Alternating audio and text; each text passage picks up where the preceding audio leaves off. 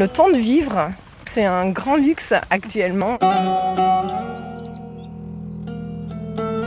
Aujourd'hui, je me suis réveillé en me disant bah non, mais en fait, on est en collectif, on vit une aventure à plusieurs.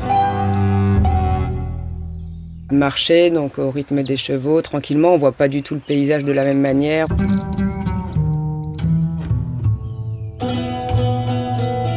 On essaye d'avoir un regard un petit peu décalé, on va dire, sur notre société contemporaine.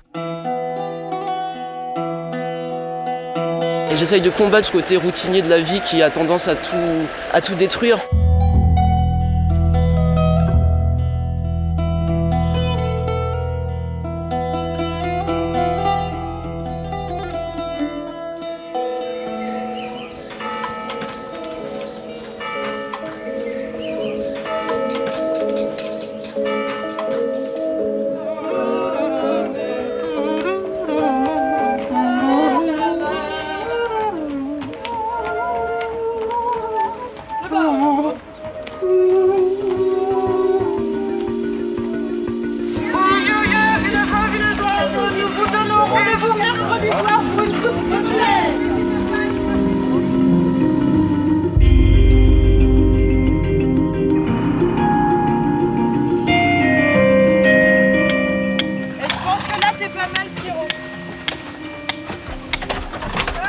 Il y a de l'ombre, de l'eau et que c'est plat.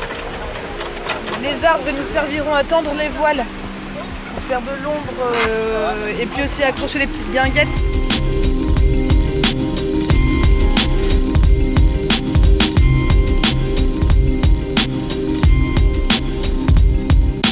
Je m'appelle Chloé, je suis comédienne de formation, je fais partie de l'association Maraudeurs et compagnie qui est une troupe itinérante de spectacles vivants.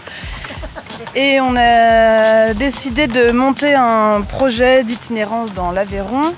Et pour ça, on a fait appel à Pierre et Mathilde, qui sont constructeurs de roulottes, parce qu'on avait envie de travailler sur une itinérance un petit peu plus lente que d'habitude, afin que les villageois puissent venir marcher avec nous et découvrir autrement leur paysage quotidien.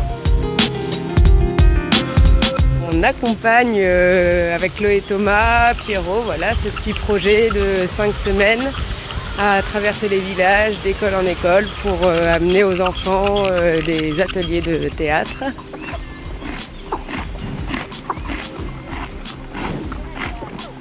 Pierrot et moi, nous on a géré tout ce qui était repérage des itinéraires, voilà, où on allait dormir, le campement pour les chevaux et pour nous.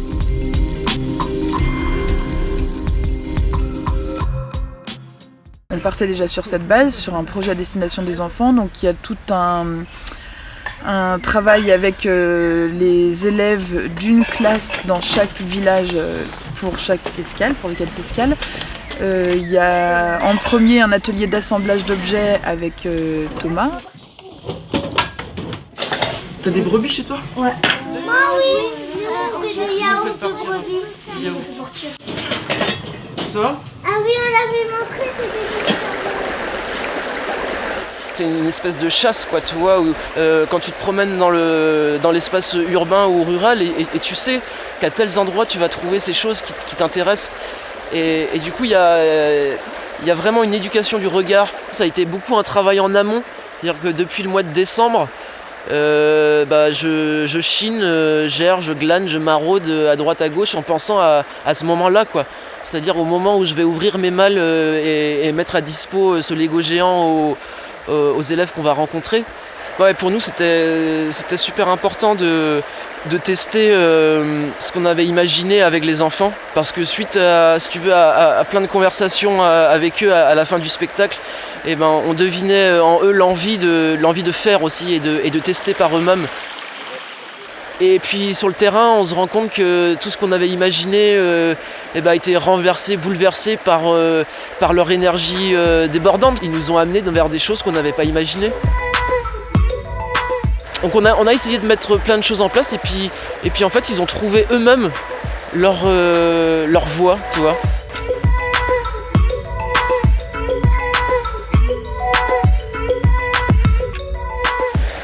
J'étais ébéniste de formation, donc du coup l'objet m'intéresse en lui-même formellement de par sa fonction. C'est pas pour les angles. aura un groupe où il y aura... les choses dont j'aime parler, c'est tout cet aspect environnemental et écologique, dans le sens où on travaille avec des objets de seconde main. Et en fait, on le défend en disant que tous les matériaux qu'on utilise à travers notre spectacle et notre vie en général sont des objets qui ont déjà eu une vie dans le passé. C'est une attrape-souris. Puis encore un enfant qui bidouille des trucs et qui fait des constructions comme ça.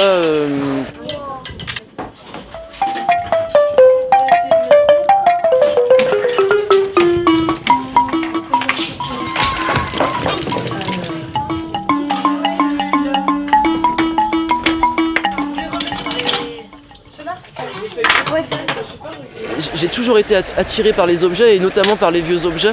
Et depuis tout petit, quoi, j'ai toujours démonté mes jouets, je les ai bidouillés pour en faire d'autres. Avec 2 jouets, j'essayais d'en faire un. Et ça m'a suivi tout au long de ma vie.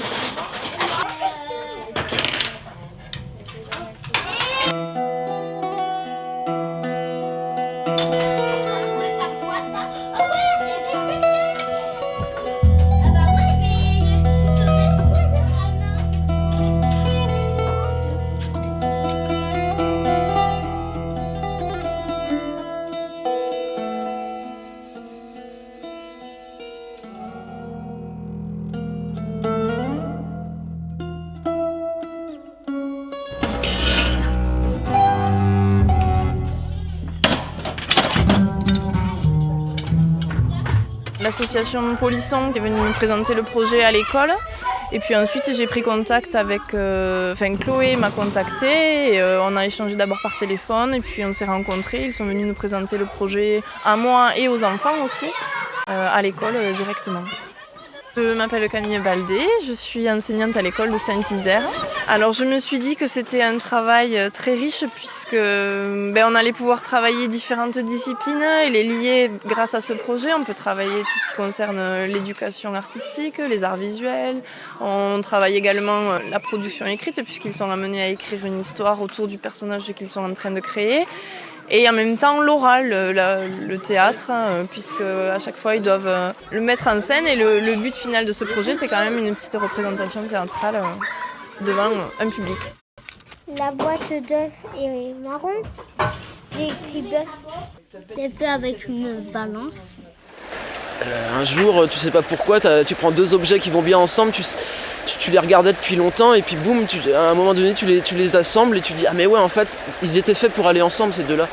Et puis après ça crée des idées pour construire des histoires, pour raconter des choses et puis pour prendre la parole.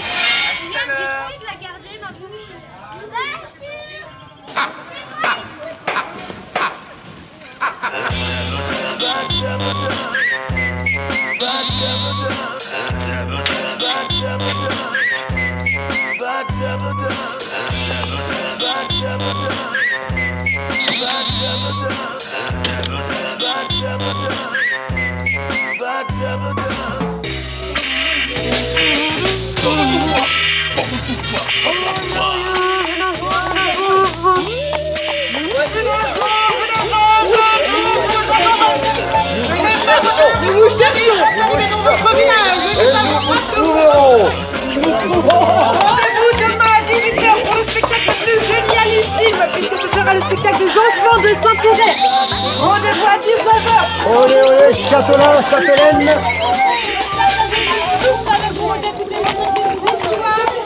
Venez admirer notre beau spectacle jeudi à 19h.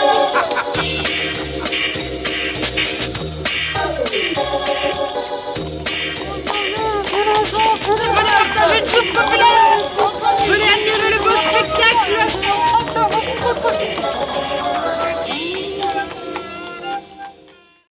Et puis ensuite, les 3 séances qui suivent, on travaille sur comment écrire une histoire avec ces objets, les petites bases de théâtre, et comment finalement en très peu de temps, puisque comme on travaille en demi-groupe, on les a que entre 4 et 5 heures chaque groupe, comment en très peu de temps créer un petit rendu. Donc on travaille là-dessus pour le volet vraiment pédagogique avec les enfants. Le grimace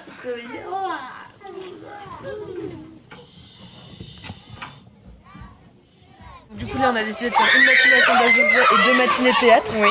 En même temps c'est pas mal parce que vu qu'ils sont un petit peu plus petits, du coup là sur la fin on les a un peu plus poussés directement vers l'écriture, le dessin, chose qu'on faisait normalement à la deuxième séance.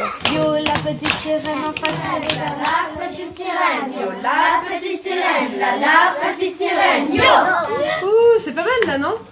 Les élèves de 3 ans jusqu'à 11 ans sont en permanence ensemble, vivent ensemble au quotidien dans la même classe. Tu crèves un œil d'abord.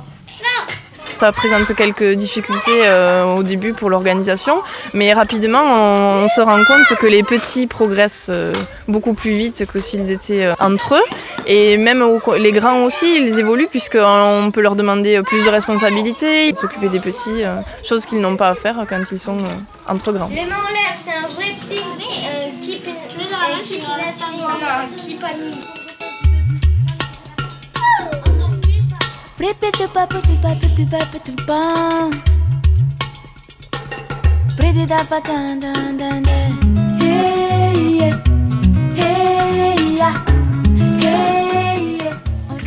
Et on accroche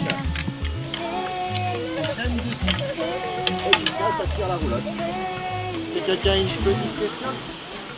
Il y a des jours, je me dis, je reste bloqué dans un rêve. La roulotte, j'ai essayé, j'ai fait, et je reste. Ça fait, là maintenant, ça fait 10 ans que je me dis, la roulotte, je continue. Et voilà, j'en fabriquais, je ne les fabriquais pas pour moi. Et là, le fait de repartir, et surtout repartir avec un sens, repartir en collectif. Pas comme j'étais parti au départ, pas partir seul sur la route, mais partir avec un but, aller à la rencontre des gens, faire tourner un spectacle. Là, j'ai trouvé ça intéressant, c'était une autre forme, le côté, le faire à plusieurs. Pierre et Mathilde, quand ils ont préparé l'itinéraire, ils ont regardé sur quel parcours, quels jours, quels horaires on pouvait accueillir du public avec nous. Et l'idée, c'est que les gens viennent marcher derrière la roulotte au rythme lent des chevaux et découvrir ainsi leur paysage quotidien d'une autre manière, puisque on a certainement tous pu le rencontrer. On ne regarde pas pareil son environnement commun pourtant quand on arrive chez soi en voiture ou quand on arrive chez soi en vélo ou quand on arrive chez soi à pied, on se rend compte de petits détails.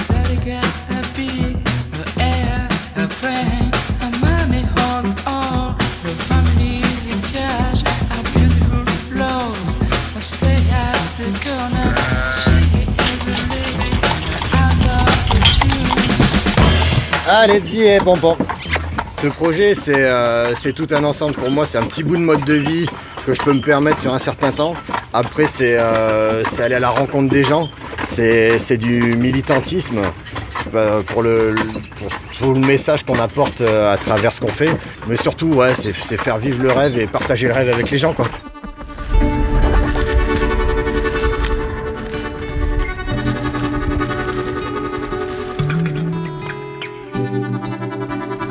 C'est la passion, j'ai des chevaux depuis que je suis tout minot et à une époque je voulais voyager, on vivait en camion et quelle façon d'allier le cheval et le camion, c'était une évidence, c'était la roulotte.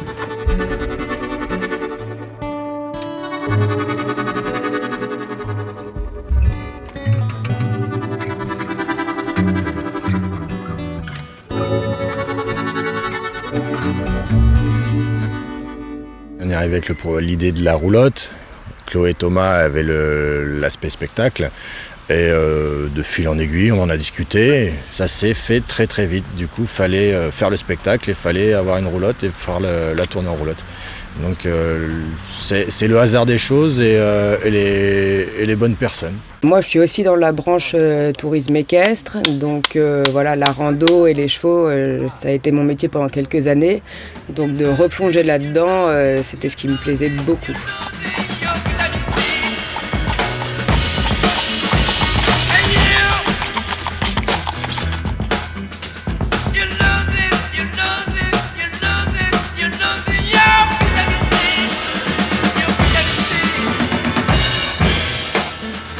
Donc voilà, de partir enfin avec une roulotte que Pierrot a construite, c'était vraiment chouette de la sortir de l'atelier et de réaliser ce petit périple. Et puis en plus d'y rajouter le côté spectacle et théâtre itinérant.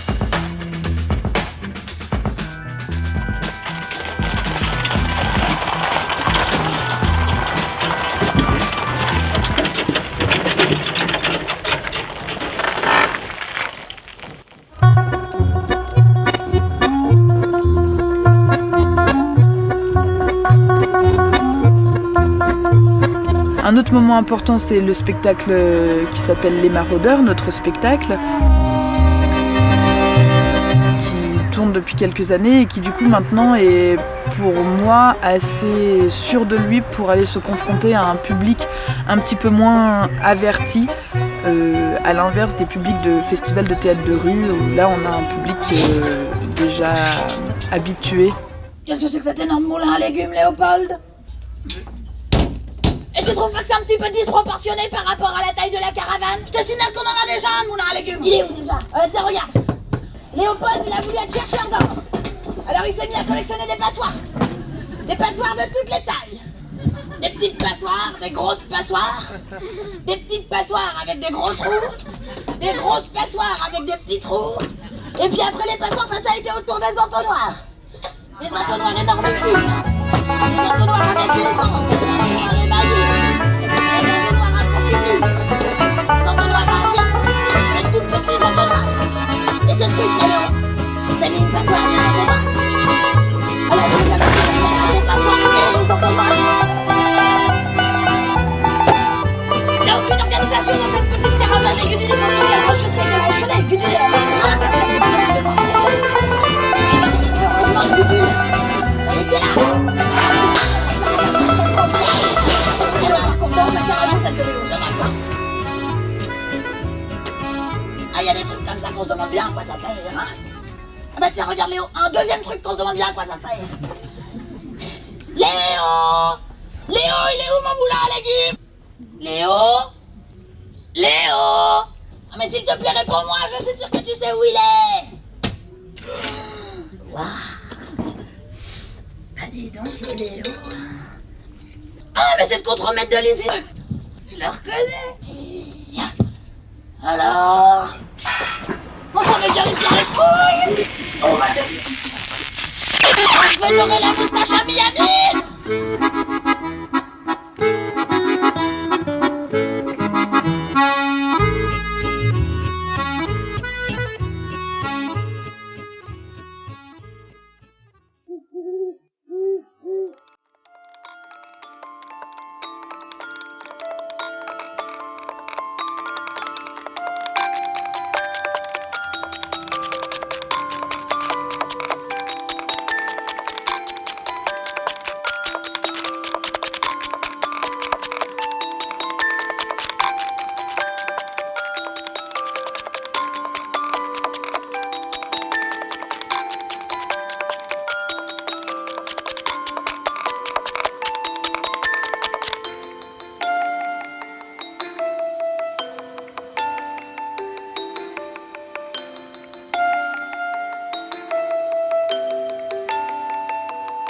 Et du coup, en fait, tout était réuni, quoi. Le côté campement, le spectacle à la fin, du coup aussi le côté de rencontre avec les villageois, ça c'est super sympa aussi.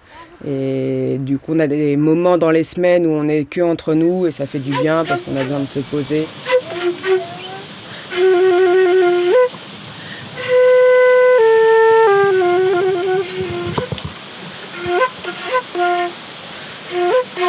Se poser et puis aussi de partager des moments ensemble. Et puis il y a aussi le côté de s'ouvrir et puis d'expliquer le projet qu'on fait, de le partager avec les gens du village, de voir que ça leur plaît, que ça leur fait plaisir de partager ça.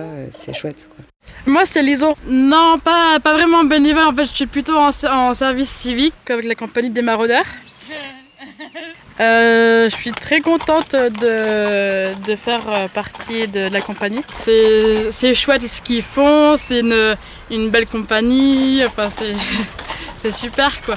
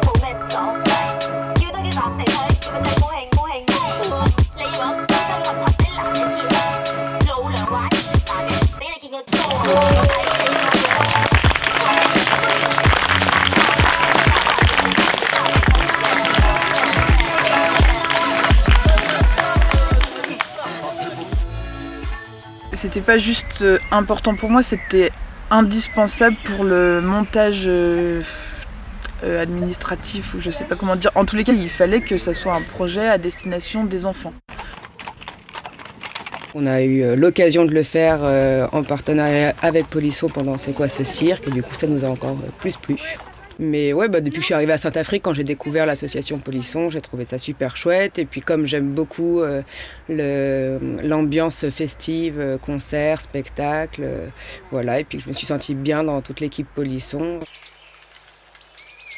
On fait partie des zones qui n'ont pas de scène nationale, qui n'ont pas de grosses structures et du coup qui ont un petit peu des protocoles particuliers pour permettre à la culture d'accéder à toute la population. Ils arrivent, ils sont derrière. Les cadres existants, il faut en profiter et il faut les faire nôtres, quoi. Si tu veux faire un projet et tu cherches les financements, c'est quand même très compliqué. Si tu sais que tu as un financement et tu dis « Ah, quel projet me brancherait ?» Dans ce cadre-là, c'est pas de faire un truc qui te plaît pas. C'est génial ce qu'on fait, ce que font les maraudeurs. C'est venu du fait qu'on avait déjà fait des résidences de territoire, qu'on connaît le cadre et qu'on a pu leur proposer ça. Et eux après ils ont brodé avec leurs envies, ça s'est enrichi et bien sûr que c'est pas ça. Je pense qu'il n'y en a pas eu beaucoup de résidences de territoire comme ça.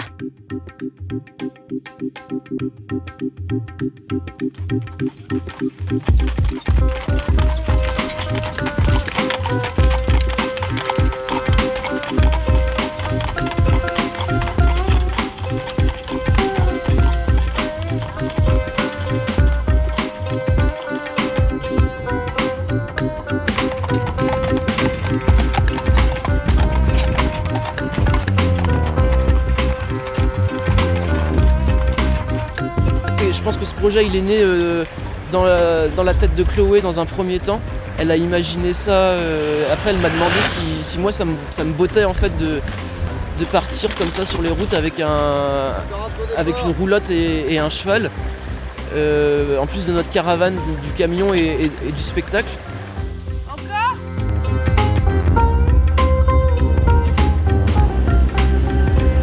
Dans un monde qui va si vite, choisir ce mode de déplacement, c'est un challenge, hein, c'est un pari.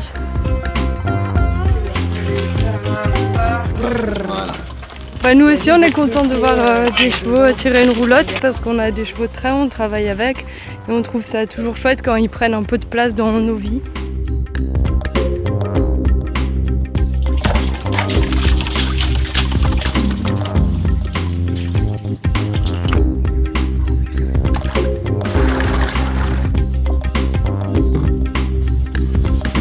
Allez Pompon, regarde.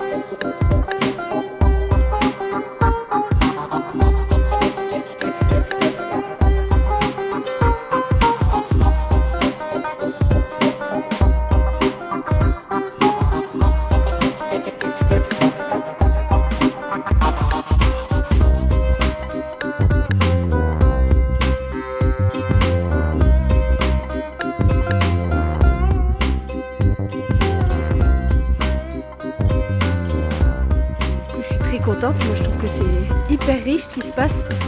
Plein de choses différentes, plein de façons de rencontrer une équipe en tournée, une équipe en itinérance. Et voilà, pour moi, c'est très généreux aussi la façon qu'ont les maraudeurs d'être là à fond, d'avoir envie de tout partager, de proposer plein de choses différentes. Pour nous, on organise souvent des résidences de territoire, enfin, c'est la 4e année, mais c'est très riche ce qui se passe, c'est très varié. Et c'est la première fois qu'on va sur des villages. Ah, ça grimpe, je vais être essoufflée là. Je passe une vitesse, attends. Donc voilà, c'est la première fois que ça se passe sur plein de petits villages comme ça. Donc c'est gai aussi de sortir de Sainte-Afrique, de faire des choses ailleurs, de voir un peu nos paysages.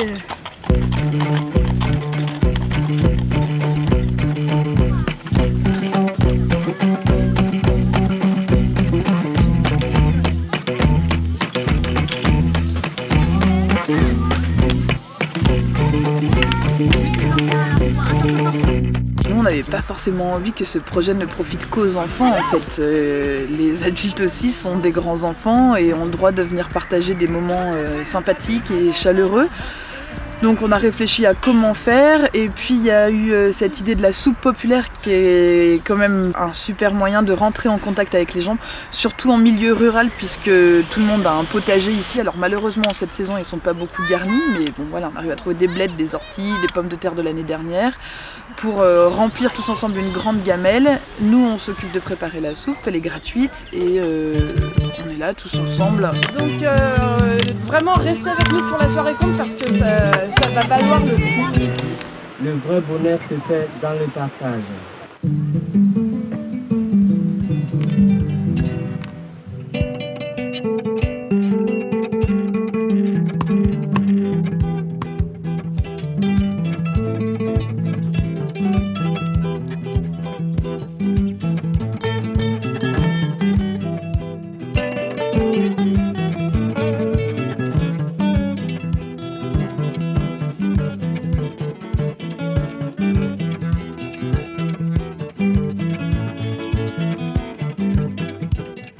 Iburkudo wa nyina, iburkudo ye. Iburkudo wa ndani, iburkudo ye. Iburkudo wa nyina, iburkudo ye. Iburkudo wa nyina, iburkudo ye. Ibaba bani wuta amparo bingu awana darebima. Idanza no banyenta kanake nibila kadambi. Baina bana ondani ke garantenga yimisara ibe torba gwa mai ibe leba gwa simai gwa kambiani birini dundo iber dundo mare kebi kusunzira mirba kanikra keke nabi yaman zira mirba kanikra ye abawa iburkudo wa ndani iburkudo ye nyinamo we burkudo ye iburkudo ye moto kenyani yangara ye iburkudo ye burkudo wa yina iburkudo ye.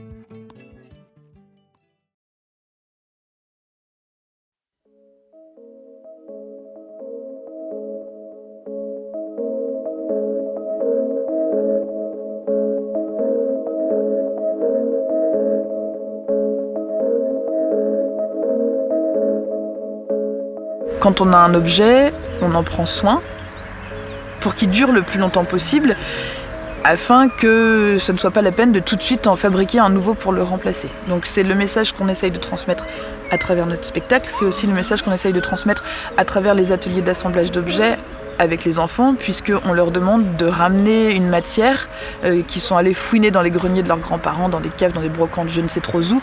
Et donc eux, ils redécouvrent aussi des vieux objets qu'ils ne connaissaient plus qu'ils ne connaissaient pas. Et en fait, les enfants ont beaucoup de curiosité à retrouver une lampe à pétrole, un petit outil pour découper les œufs à la coque, un truc pour tendre les raquettes, les fils de raquettes, enfin tout plein de choses comme ça. C'est un moyen d'attiser leur curiosité, mais en même temps de leur faire prendre conscience qu'il y a déjà plein de matières sur cette planète, plein d'objets qui nous entourent, et que peut-être qu'avant d'en faire fabriquer des nouveaux par des petits enfants chinois, ça peut être bien de retaper cela correctement pour se servir de cela. Comme un message de moindre consommation.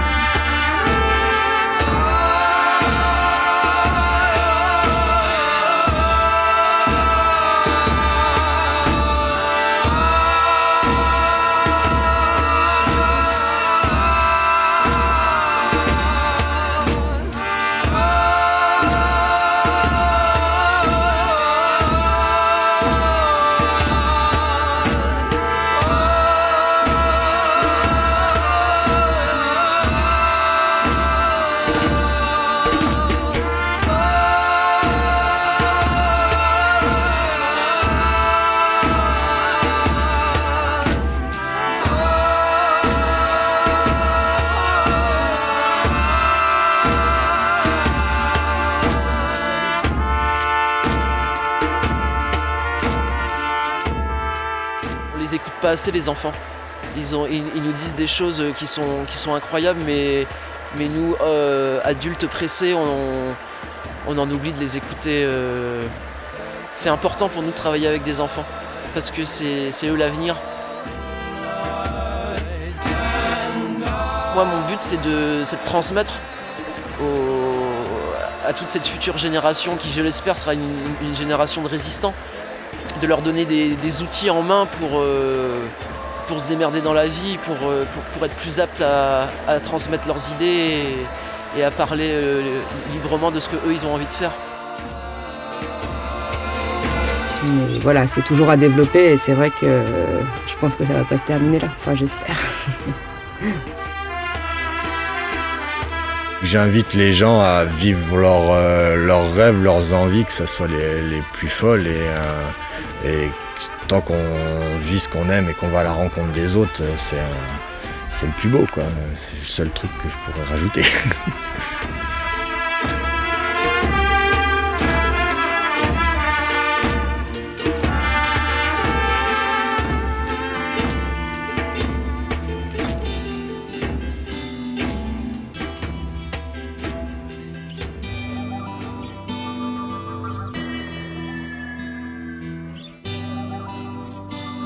Quand le dernier avion se sera écrasé, les nouvelles générations seront peut-être épargnées par cette aberration poussant son dernier soupir. Et la civilisation ne sera qu'un mauvais souvenir. Je ne saurais vous dire mon aversion viscérale pour votre monde idéal qui sera atomisé par le dernier terroriste, un torrent d'eau minérale emportant les théories du fléau néolibéral.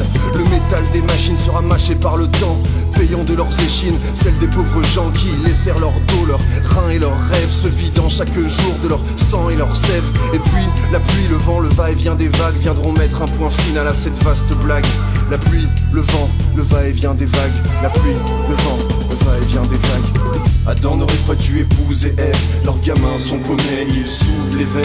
Le sang a longtemps coulé, la coupe est pleine, et moi j'écris en la buvant du bout des lèvres. Il est temps de prendre la pelouse et le ciel. Au loin j'entends revenir les loups, les aigles. Et on me prendra pour un fou, mais je sais que dans 1000 ans il y aura des singes dans la tour Eiffel. Le premier tort de l'homme est d'avoir tourné sédentaire, et depuis de se mentir en imitant ses mentors. Ces menteurs ayant peur que leurs frontières s'atomisent. Dès qu'ils défont leurs valises, leur cerveau s'auto-lobotomise. Mais on n'est pas si loin du chimpanzé, pensez-y. J'entends déjà cet insensé, cessons ces fantaisies. Ainsi les créationnistes vont célébrer la folie dans des débats sordides, et les fêlés applaudissent. Le jugement dernier dans le jargon des sectes, pour moi c'est juste accepter le fardeau des siècles. Et je sais pas s'il y a un dieu, mais dans ce cas là c'est clair. Ces gamins dédaignent son jardin d'Éden. Quand tu les compares au bonobo ça grince des dents, ça défend le génie de l'homo sapiens. C'est dur de l'admettre, mais c'est évident maintenant. Il est temps de remettre le génie dans sa lampe. Adam n'aurait pas dû épouser Ève, leurs gamins sont paumés, ils s'ouvrent les veines. Le sang a longtemps coulé, la coupe est pleine et moi j'écris en la buvant du bout des lèvres. Il est temps de rendre la pelouse et le ciel. Au loin j'entends revenir les loups, les aigles. Et on me prendra pour un fou, mais je sais que dans 1000 ans il y aura des singes dans la tour Eiffel. Quand le lierre aura enfin recouvert vos buildings et qu'un enfer vert viendra avaler vos usines, ça risque d'être dur d'expliquer l'architecture aux gosses qui feront des galipettes sur des tapis de verdure. Il y aura des drôles d'oiseaux toisant des zones boisées, et sur gazon des stades des grandes gazelles, dans l'eau des bancs de poissons passant sous les ponts de la Seine, des plantes géantes poussant dans les cendres de la haine. Les roses de sang rassasiées resteront à jamais dans leur massif de ronces assassines. Rien à faire face à ça sauf fuir grâce aux songes, s'associer impossible, mort aux sages, place aux singes. Et dans les ruines, les derniers hommes iront contempler l'avènement d'un nouvel horizon, peuplé de fleurs étranges et de fruits visqueux. À perte de vue, des kiwis bleus.